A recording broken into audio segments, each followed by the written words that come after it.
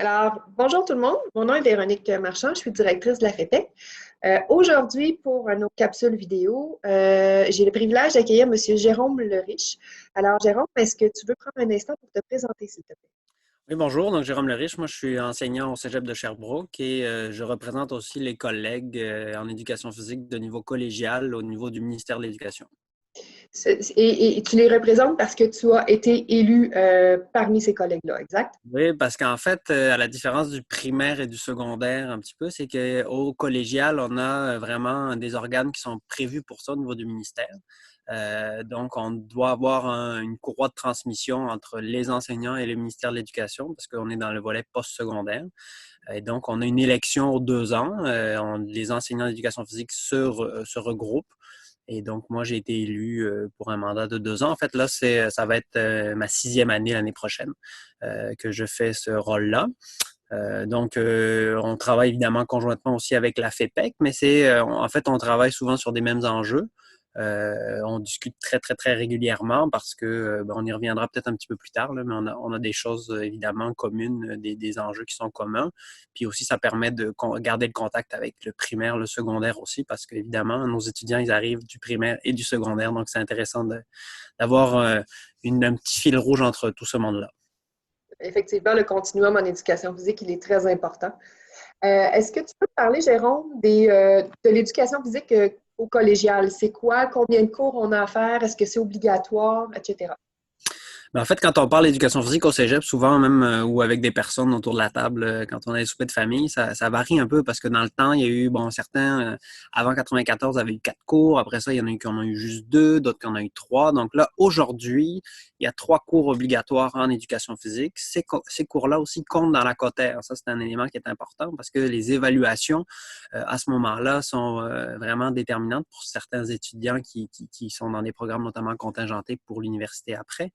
Ce qu'il y a aussi, c'est que, évidemment, là, un étudiant, par rapport peut-être au secondaire, si jamais il veut se faire dispenser des cours d'éducation physique, c'est beaucoup plus compliqué parce que comme ça rentre dans la quotaire, il faut que vraiment il y ait un suivi, il faut vraiment qu'il monte un dossier médical très complexe. Donc, on a assez peu de personnes dispensées en éducation physique. Donc, on voit pas mal tous les étudiants au cégep.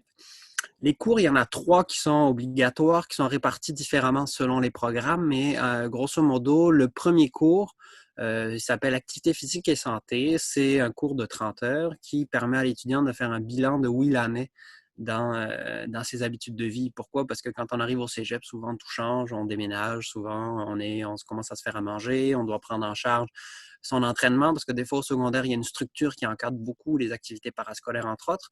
Quand on arrive au cégep, c'est un petit peu plus complexe, il faut prendre ça par nous-mêmes. Donc, ce premier cours-là est basé beaucoup sur les habitudes de vie, une prise de conscience de où on en est. On fait beaucoup aussi des tests d'évaluation de la condition physique pour savoir, on les a fait beaucoup au secondaire, puis des fois, on voit qu'il y a un gros écart parce que nos habitudes ont changé, donc on est là-dessus. Ça, c'est le premier cours qui s'appelle Activité physique et santé. Le deuxième, on l'appelle activité physique et efficacité. Dans celui-là, vraiment, on va perfectionner dans une activité sportive en particulier. Ça peut être un sport, ça peut être de la relaxation, ça peut être une activité donc thématique dans laquelle vraiment on va aller chercher, développer des techniques et développer une petite expertise ou découvrir quelque chose. Donc, ça peut être, on a des cours de canot, on a des cours d'escalade, on a des cours de judo, on a des cours de toutes sortes d'activités qui permettent à l'étudiant de vraiment avoir une base pour peut-être poursuivre cette activité-là plus tard. Ça, c'est un cours qui est très pratique. Donc là, autant le premier, il y avait beaucoup de réflexion, parce que quand on parle d'alimentation, c'est de la réflexion. Autant dans le deuxième, c'est très axé sur le développement moteur, des connaissances, ou comprendre son environnement aussi quand on est dans les cours de plein air. Le troisième cours, donc là, le premier et le deuxième, là, des fois, là, ils sont inversés. C'est-à-dire que des fois, le deuxième est en premier en deuxième. C'est pas vraiment important parce qu'ils sont pas très liés les deux. En fait, il faut qu'il y ait un cumul des deux pour qu'on puisse après ça avoir le troisième. Le troisième, là, par contre, il s'appelle activité physique et autonomie. C'est la dernière fois où, quand on est étudiant au cégep, ils ont des enseignants d'éducation physique. Donc, nous, ce qu'on aime leur proposer, c'est des outils pour qu'une fois qu'on ne sera plus là, nous, les enseignants d'éducation physique, ils puissent continuer à s'entraîner en dehors. Donc, on leur apprend à concevoir un programme d'entraînement selon leurs objectifs. Parce qu'il y en a qui ont des objectifs qui peuvent être très élevés en termes de performance, mais il y en a, c'est tout simplement de commencer, par exemple, à courir. Ça peut être commencer à me mettre au vélo, ça peut être planifier une randonnée, ça peut être planifier une excursion en montagne. plein d'objectifs différents et selon l'objectif que l'étudiant se fixe, eh bien, il va devoir se faire un programme d'entraînement sur plusieurs semaines et nous, on va les accompagner là-dedans pour faire ça. Donc, des fois, il y a des activités thématiques reliées à ça, mais des fois, c'est aussi musculation, conditionnement physique, donc beaucoup plus global. Quand tu parles de programme d'entraînement, donc dans le fond, c'est d'installer vraiment une habitude de vie, de demeurer actif. Donc, d'installer dans son quotidien, avoir une routine saine d'activité physique. C'est bien ça? Oui, puis c'est aussi comprendre la logique parce que des fois, aller chercher un programme d'entraînement sur Internet, par exemple, si je dis, bon, ben, je veux aller courir en 5 km, c'est facile de trouver un programme d'entraînement, mais comprendre la logique en arrière, comprendre pourquoi on fait les choses et pourquoi on les fait de telle façon. Donc, apprendre aussi à mesurer, à planifier, de dire, bon, mais pourquoi, quand je fais un 10 km, pourquoi est-ce que courir 10 km tous les jours, c'est pas une bonne solution? Pourquoi je fais des intervalles? Pourquoi il faut que je travaille dans telle zone pour que ce soit payant?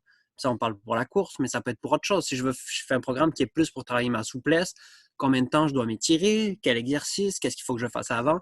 Donc, c'est vraiment donner des outils pour qu'après ça, un étudiant qui va être confronté à une activité ou qui souhaite planifier quelque chose, il puisse être autonome. C'est vraiment le mot-clé là-dedans, c'est l'autonomie.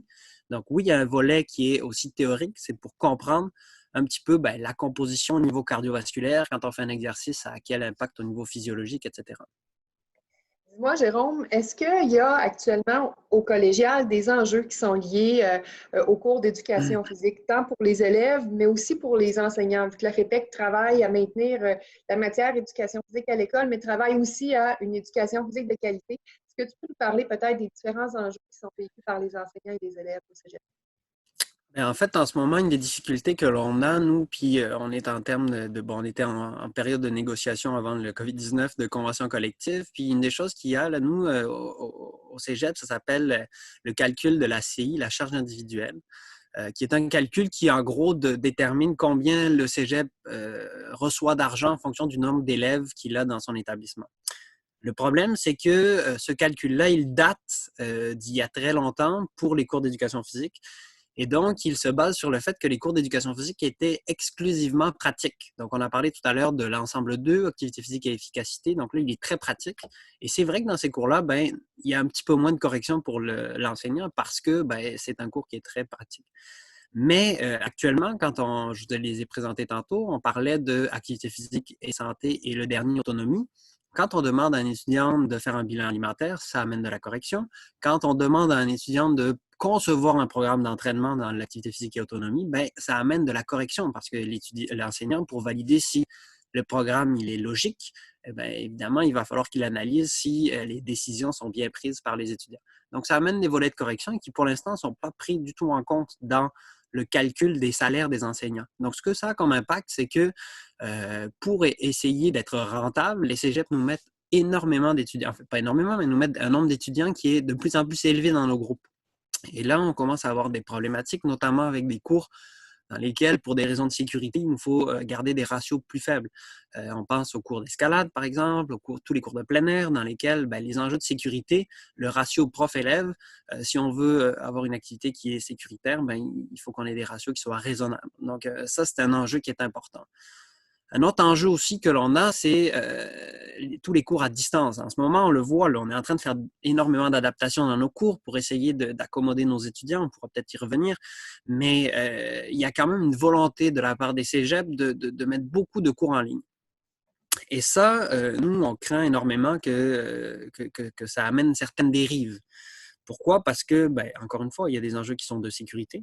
Quand on demande à un étudiant de faire une activité tout seul, en autonomie, mais sans avoir aucun accompagnement, des exercices qui peuvent être des fois complexes dans la nature. Donc, on sait que la nature, ça peut être dangereux si on ne prend pas les bonnes décisions. Là, on y voit un problème.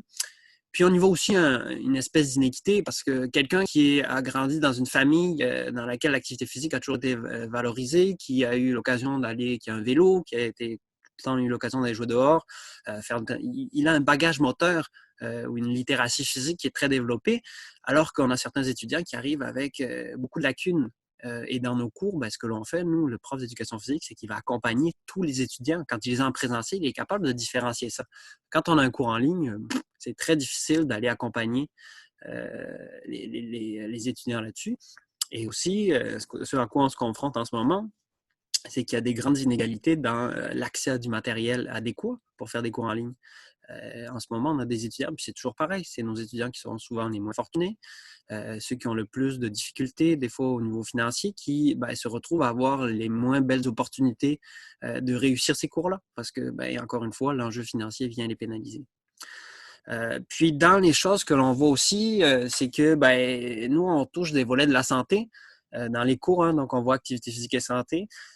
Au collégial, ce qu'on se rend compte, c'est qu'il y a de plus en plus d'organismes qui souhaitent venir faire en fait le travail que l'on fait nous. Donc, qui disent oui, nous, on va s'occuper de faire bouger les étudiants et ils reçoivent, donc ils postulent pour des subventions, notamment au niveau du gouvernement. Et après ça, ils viennent organiser des événements dans les cégeps. Et ça, nous, on trouve ça un petit peu difficile. Pourquoi? Parce que c'est des éléments qui sont ponctuels. Nous, je pense qu'on fait un travail qui est d'accompagnement pendant tout le cheminement collégial, parce qu'on voit nos étudiants pendant 3 ans. Et on voit aussi tous nos étudiants. Et souvent, hein, quand on fait des événements qui sont ponctuels comme ça sur la santé, c'est souvent nos étudiants les plus motivés qui y vont. Ceux qui ont déjà souvent des bonnes habitudes, qui vont dire « Ah, OK, il y a une super opportunité d'aller faire ça, je vais y aller ». Mais notre étudiant qui est plus faible, qui est peut-être aussi, qui a moins confiance en lui, ne va pas aller se présenter dans ces événements-là alors qu'il en aurait peut-être besoin. Moi, je trouve que c'est un excellent outil démocratique, l'éducation physique au collégial, et ça permet d'atteindre vraiment tout le monde, y compris, puis là, on l'a vu dans des recherches que l'on a faites au collégial, c'est chez les filles qu'on a le plus de problématiques de pratique d'activité physique. Donc, en ayant des cours d'éducation physique obligatoires, c'est une forme de prévention que l'on fait de santé publique pour toute la population parce qu'on est capable de les voir en continu. Et puis, si on a des problématiques de santé, on peut les détecter, puis on peut guider nos étudiants. On n'est pas médecin, mais quand on fait un travail sur l'alimentation, puis qu'on a des étudiants qui viennent nous parler, ouais, moi justement, j'ai certaines problématiques avec mon alimentation, mais on peut les guider vers des ressources parce qu'on les voit tous, nos étudiants. C'est ça où le fait que tout le monde ait de l'éducation physique, ça, c'est un élément important. On pourrait donc conclure, Jérôme, que l'éducation physique, c'est vraiment un allié majeur et important pour tout ce qui est santé publique et prévention actuellement au Québec. Est-ce que c'est la lecture que tu en fais aussi? En fait, oui, tout à fait, parce que, en fait, ce qu'on se rend compte, c'est qu'à partir du moment où il n'y a plus d'éducation physique, quand on arrive au niveau universitaire ou même après, dans la vie professionnelle, la première chose que les gens font quand ils veulent faire de l'activité physique, c'est qu'ils vont souvent se tourner vers des professionnels. Donc, ils veulent aller chercher des ressources et c'est pas toujours évident, puis c'est très coûteux. Alors que là, actuellement, les enseignants d'éducation physique offrent de l'éducation par rapport à tout ce qui est l'activité physique et tout ce que l'on peut retrouver aussi. Mais aussi, on développe chez nos étudiants un sens critique et un regard critique sur l'information qu'ils peuvent trouver. Et ça, c'est essentiel parce que notamment dans tout ce qui est les modes qui entourent et l'alimentation, mais aussi l'entraînement, on trouve des choses qui sont très extrêmes. Qui ont une presse, évidemment, qui ont de la visibilité sur les médias sociaux ou dans les sites Internet. Et nos étudiants, ils ne savent pas nécessairement comment décoder ça. Donc, nous, notre rôle en faisant de l'éducation là-dessus, c'est de leur dire attention, si jamais vous avez une méthode qui est extraordinaire et qui vous promet des choses extraordinaires, soyez vigilants. Okay? Donc, nous, c'est ça notre travail aussi d'enseigner l'éducation physique, de les sensibiliser là-dessus. Et oui, d'une certaine façon, ça a des impacts sur la santé de la population en général. Excellent. Merci beaucoup, Jérôme, d'avoir été avec nous aujourd'hui. Merci. Bonne journée. À toi aussi.